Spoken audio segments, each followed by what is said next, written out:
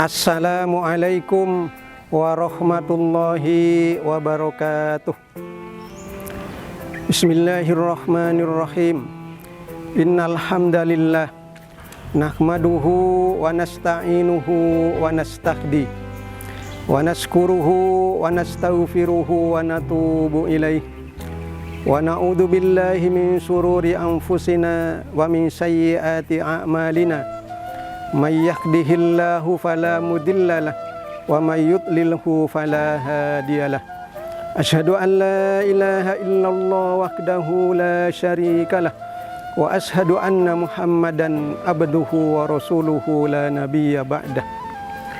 Allahumma shalli ala sayyidina Muhammadinil fatihi lima ughliq wal khatimi lima sabaq nasiril haqqi bil haqqi wal hadi ila siratikal mustaqim wa ala alihi wa sahbihi haqqa qadrihi wa miqdaril azim.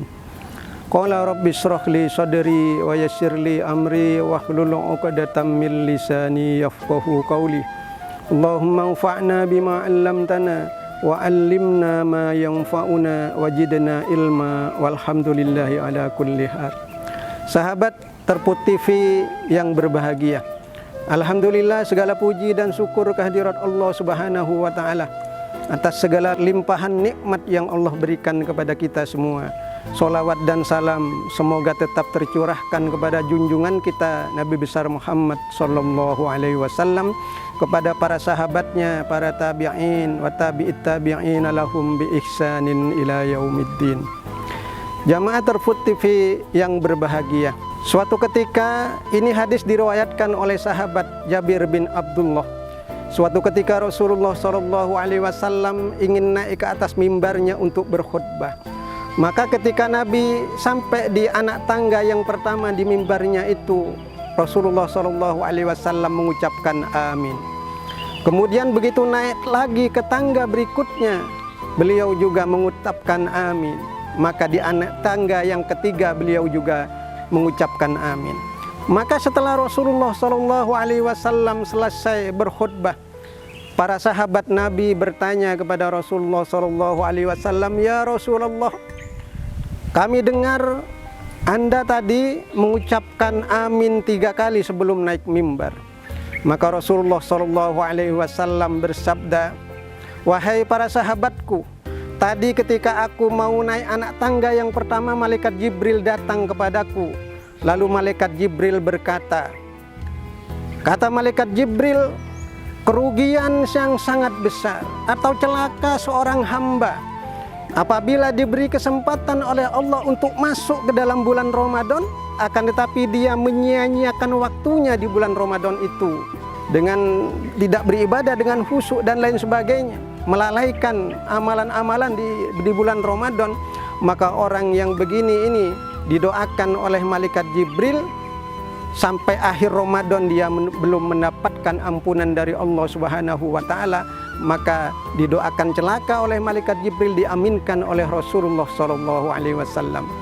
Kemudian yang kedua, kata malaikat Jibril, kerugian yang sangat besar bagi seseorang hamba yang diberikan kesempatan untuk bertemu dengan orang tuanya yang sudah tua, diberikan kesempatan untuk berbakti kepada orang tuanya, akan tetapi dia melalaikannya, bahkan menyia-nyiakan orang tuanya, sehingga orang tuanya wafat, dia tidak bisa masuk surga dengan pahala berbakti kepada orang tua. Ini kerugian besar yang disampaikan oleh malaikat Jibril, kemudian diaminkan oleh Rasulullah SAW.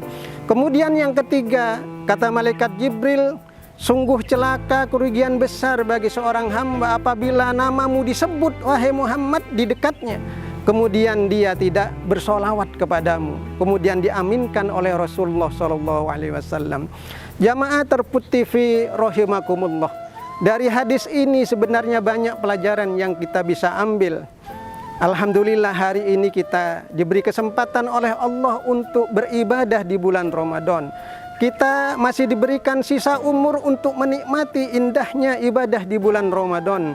Oleh karena itu, kami pribadi, saya berwasiat kepada diri saya sendiri, begitu juga kepada jamaah sekalian, sahabat Terput TV rahimakumullah, mari kita gunakan kesempatan ini untuk benar-benar kita mendekatkan diri kepada Allah Subhanahu wa taala, memanjatkan doa-doa kepada Allah Subhanahu wa taala, terutama di malam-malam hari ini, di malam-malam terakhir di bulan Ramadan. Di bulan Ramadan Allah menurunkan satu malam yang kalau kita beribadah di malam itu maka pahalanya lebih banyak atau selevel dengan 1000 bulan atau kurang lebih 84 tahun namanya.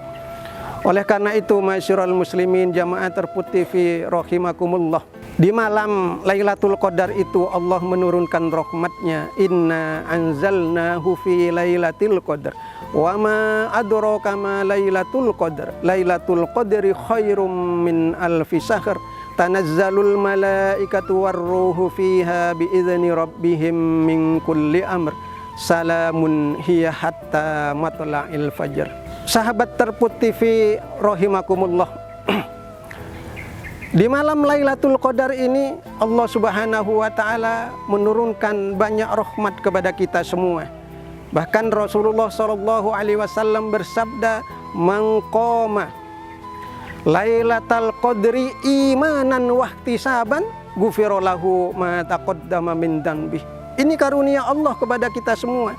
Barang siapa ada seorang hamba menghidupkan malam-malam Lailatul Qadar itu dengan beribadah kepada Allah Subhanahu wa taala, kemudian dia juga senantiasa bertakarrub kepada Allah Subhanahu wa taala, salat wajib berjamaah, salat sunnah dan lain sebagainya, membaca Al-Qur'an, tarawih, kemudian tidur, kemudian setelah bangun tidur dia bertahajud kepada Allah, kemudian di waktu sahur itu dia beristighfar kepada Allah Subhanahu wa taala. Kita akan mendapatkan pahala yang luar biasa yang dilipat gandakan oleh Allah Subhanahu wa taala. Selanjutnya, masyarul muslimin jamaah terputih fi rahimakumullah, Siti Aisyah radhiyallahu anha bertanya kepada Rasulullah, "Ya Rasulullah, apa yang harus kami baca ketika kami berada di malam Lailatul Qadar itu?" Maka Rasulullah bersabda kepada Siti Aisyah, "Quli Allahumma innaka afuwun tuhibbul afwa fa'fu anni."